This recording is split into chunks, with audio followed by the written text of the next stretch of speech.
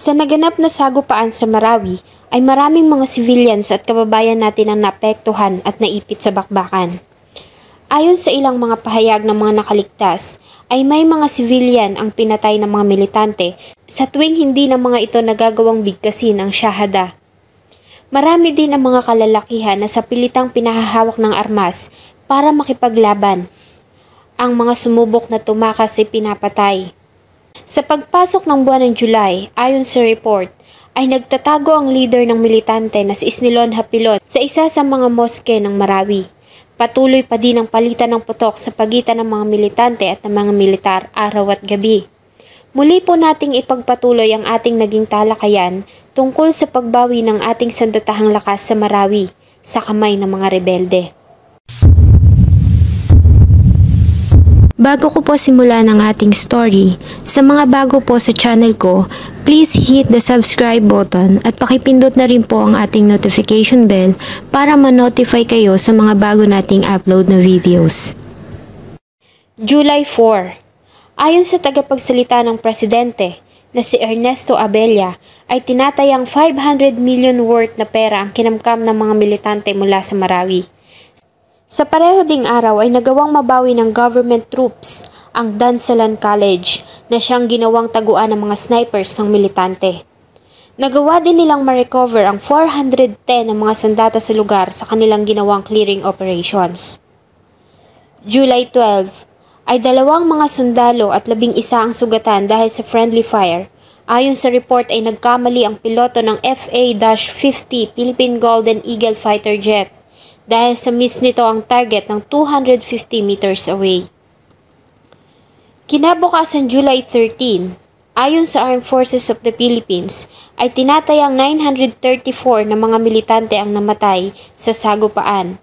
498 na mga armas ang kanilang na-recover.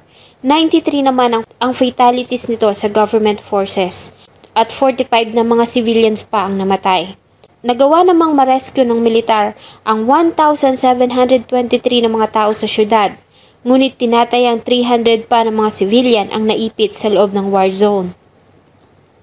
July 14, ayon sa Department of Budget and Management, ay handa na silang mag-release ng 5 billion pesos para sa rehabilitation ng Marawi. Samantalang personal na kinausap ni former President Duterte ang mga leaders ng Congress para sa pag-extend ng martial law sa Mindanao dahil sa magtatapos na ang 60-day period nito ng July 22. July 20, bumisita si former President Duterte sa Marawi sa kauna-unahang pagkakataon. Dapat sana ay bibisita ito sa lugar noong June 8 at July 7, pero dahil sa hindi magandang lagay ng panahon ay na-cancel ang kanyang visit. Kinamusta niya ang mga evacuees sa mga evacuations, ganun din ang mga sundalong sugatan sa mga hospital. July 22 ay pinagbigyan ng Congress ang kahilingan ni former President Duterte para sa pag-extend ng martial law hanggang katapusan ng December 31, 2017. Sa pinagsamang session ng Philippine Congress at Senators ay nakakuha ng 18 senatorial votes at 261 congressmen ang nasabing panukala, samantalang 18 lamang ng mga senator ang tumanggi at walang congressmen. Kaya naman ay prinuklama ang Proclamation Order No. 216 para sa pag-extend ng martial law sa Mindanao hanggang sa katapusan ng taon. July 27, ayon kay Aga Khan Sharif, ang Marawi-based na Muslim cleric, ay hiniling ng mga leaders ng mga militante sa pamamagitan ng mga leader ng Muslim para pakiusapan si former President Duterte na payagan silang makatakas at bilang kapalit ay kanilang papalayain ng mga hostages. Subalit ang nasabing panawagan na itinanggihan ng Pangulo, ayon kay Defense Secretary Lorenzana, ay huli na para dito dahil sa marami na ang nagbuwis ng buhay para sa Marawi at mawawala ng saysay ang naging kamatayan ng mga sundalong nakipaglaban para mabawi ang lugar sa mga militante. Habang lumilipas ang araw ay patuloy na lumiliit ang war zone at unti-unti nang nababawi ng government forces ang mga tulay at gusali sa Marawi na kinubkob ng mga militante. July 31, ay nagsimula na ang military engineers sa paggawa ng mga model houses na kanilang itatayo sa designated relocation site sa Marawi City. Ang Army's 54th Engineer Brigade ay nagsimula ng bumuo ng template o model houses para sa 5,000 temporary houses na itatayo sa 11 hectares na property sa barangay Sagungsungan. Katulong nila ang Department of Public Works and Highways at Marawi City Office of the City Engineers.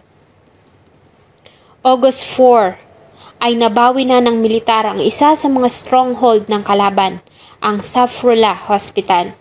Muling bumisita si former President Duterte sa Marawi sa pangalawang pagkakataon. Hiniling din ito na aprubahan ng Kongreso ang recruitment para sa 20,000 ng mga sundalo para sa karagdagang security threats kasunod ng Marawi Siege. August 18, ayon sa Joint Task Force Marawi, ay lumiit na ang battle area sa 800 by 600 meters at tinatayang 400 na mga gusali na lamang ang natitirang uncleared. Ang mga natitirang mandirigma ng Maoti Group ay napag-alaman nila na nasa city's Grand Mosque. Ngunit hindi nila ito basta-basta ma-penetrate dahil sa may hawak ang mga ito na 40 na mga civilian hostages. Nagawa na din nilang mabawi ang Marawi City Police Station. August 24 ay bumisita si former President Duterte sa Marawi sa pangatlong pagkakataon matapos na mabawi ng militar ang Grand Mosque. August 28, sa pagdiriwang ng Araw ng Mga Bayani, ay ginawad ni former President Duterte ang lapu-lapu ng kalasag sa 129 ng mga sundalo at pulis na namatay sa Marawi. August 30 ay nabawi na ng security forces ang Catholic Cathedral at ayon kay AFP Chief Staff General Eduardo Año ay lumiit pa ang battle zone sa 500 square meters na lamang. Ayon din sa kanila ay may tinatayang 10 pa na mga militante ang napatay nang subukan ng mga ito na dumaan ng lawa ng Lanao papasok ng Marawi para sa reinforcement. Ang ama ng mga Maute na si Kayamura ay namatay sa detention dahil sa sakit nitong diabetic at hypertension. Sa ika-100 araw ng conflict ay pinayagan ng military ang media na tumawid sa Mapandi Bridge na siyang isa sa pinaka-crucial spot. Nagawa na ding mabawi ng militar ang Bangolo Bridge. September 4 ay nakatanggap ng report ang militar na namatay na si Abdullah Maute sa airstrike noon pang nakaraang buwan. Pinuspone naman ng COMELEC ang nakaschedule na barangay at sangguniang kabataan election sa Mindanao dahil sa nangyaring kaguluhan. September 8, ayon sa militar, ay 5 pang Maute brothers ang namatay sa sagupaan. Kaya naman tanging si Omar Maute na lamang ang natitira sa magkakapatid na buhay sa Marawi. At ayon din sa kanila, ay mas lumiit pa ang battle zone ng 20 hectares na lamang. Samantala, sa naging pahayag ni former President Duterte, ay tahasan nitong sinabi na mas gugustuhin niya pa na mamatay na ang mga militante kesa sa maaresto ang mga ito ng buhay. No, I tell you now, patayin na ninyo lahat ng hawak ninyo, hindi ako magkikipag-usap sa inyo. Nagpunta kayo dito, naghanap ng gulo sa Pilipinas, lalo na kayong mga foreigner. You are the extremist guys. You do not want to do nothing with the world except to kill and destroy. Kung yan ang gusto ninyo, ibibigay ko talaga sa inyo. September 10 ay tuluyan ng pinasok ng militar ang major defensive position ng natitirang Maute Group. September 11 ay bumisita si former President Duterte sa Marawi sa pang-apat na pagkakataon. Ayon sa report, ang foreign assistance na may kinalaman sa Marawi ay umabot na sa 2 billion pesos. September 16 ay nagawa ng mabawi ng militar ang Bato Mosque at Amaytul Islamia Marawi Foundation Building na siyang tumayong control center ng mga militante. Dito ay natagpuan nila ang buhay pa na si Father Chito Suganob na agad na lumipad patungong Davao City para makapagkita kay former President Duterte. September 18, Ayon sa AFP, ang battlefield ay lumiit pa sa 10 hectares at tinatayang 50 na lamang ang mga hostages na nanatili sa Marawi. Muli namang bumisita si former President Duterte sa ikalimang pagkakataon at sa isang panayam ay sinabi niya na aalisin na ang martial law sa Mindanao pagkatapos ng ginagawang clearing operations. October 16, si Isnilon Hapilon at Omar Maote ay namatay habang isinasagawa ang hostage rescue operation.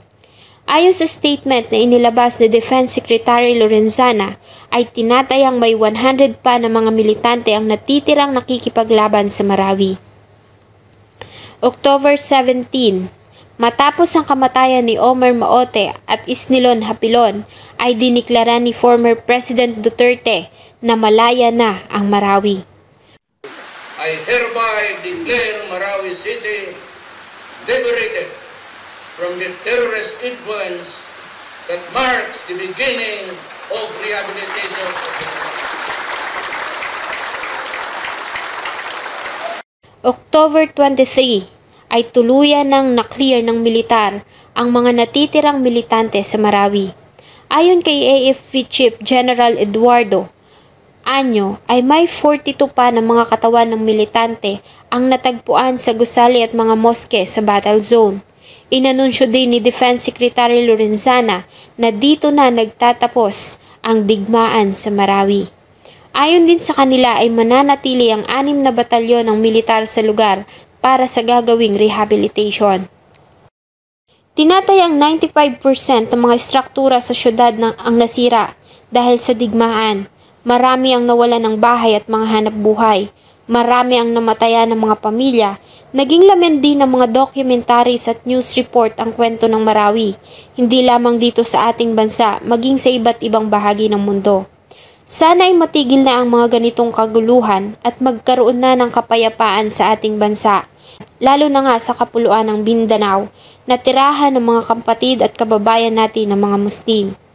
Sana ay maputol na ang hidwaan sa pagitan ng mga Muslim at Kristiyano.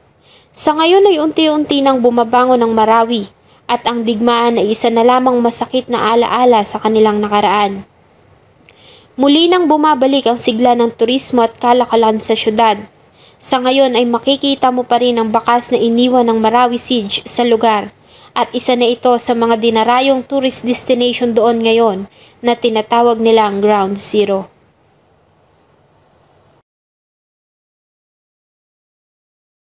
Sana po ay nagustuhan nyo ang isa na namang kwento na akin pong ibinahagi.